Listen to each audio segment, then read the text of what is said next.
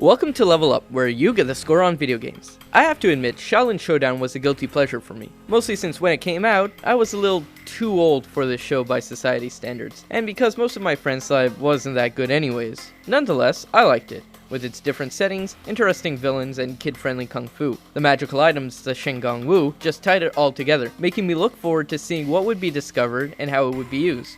One day I saw on Nintendo Power that they were going to make a game based on the series. Cool, I thought. Can't wait to see how they use the Shenggong Wu in it. Somehow, that was the last I heard of it, until I saw it in a discount bin and picked it up for $10. So let's talk about Xiaolin Showdown for the Nintendo DS. Jack Spicer, I challenge you to a Xiaolin Showdown! The game starts up and you have your choice of one of 4 monks. What's the difference? There pretty much seems to be none, other than cosmetic. The attacks do pretty much the same damage, but look different. And any difference you might notice is probably psychosomatic. Either that, or the differences are so small they can be mistaken for psychosomatic. The first level you're thrown in is pretty much the mandatory training level, where you'll see what you'll do most of the game. Move around, jump, kick, and punch. In this game, there's the chi meter. The more you attack your enemy, the more it fills up, letting you launch an elemental attack or use a Shenggong Wu. Most of the Wu are just projectile attacks, but different kinds, and the few that aren't don't seem to last long enough to be useful. If it sounds like I'm disappointed in this game's gameplay, it's because I am. With all the Shenggong Wu that were available and how they were used, this could have been a great adventure game where you use the Wu to get further, like in games like Zelda. This would have probably also made for more interesting boss fights than the bland trigger an event, then punch. Seriously, the subject is prime for a Zelda ripoff, but instead we got a copy-paste beat-em-up, which just really let me down.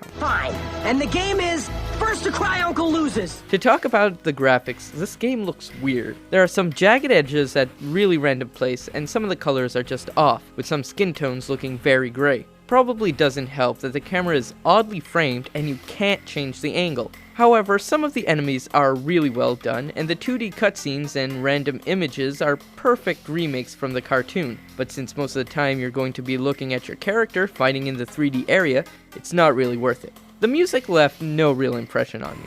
I can't say I found it bad, only because it was so ignorable. It's bland to say the least. The other sounds are pretty standard for beat 'em up, with the addition of voicing while challenging each other or launching attacks. I gotta say I thought it was cool that every character actually said whatever item you were holding, like in the show. Final point, the audio-visual of this game is as disappointing as the gameplay.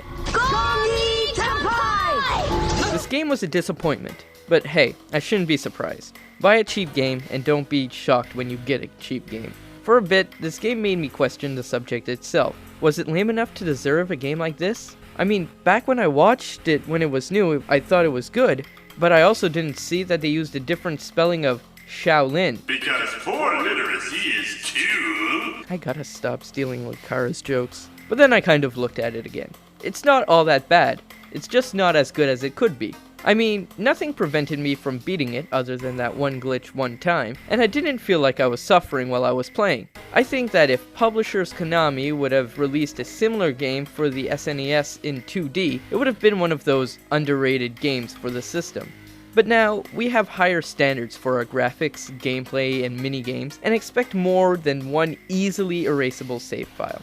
I can't say this game is good, but it's not all bad. Just severely disappointing. I give Xiaolin Showdown for the Nintendo DS 5 levels out of 10. I'm Leo Melanson, and now you know the score.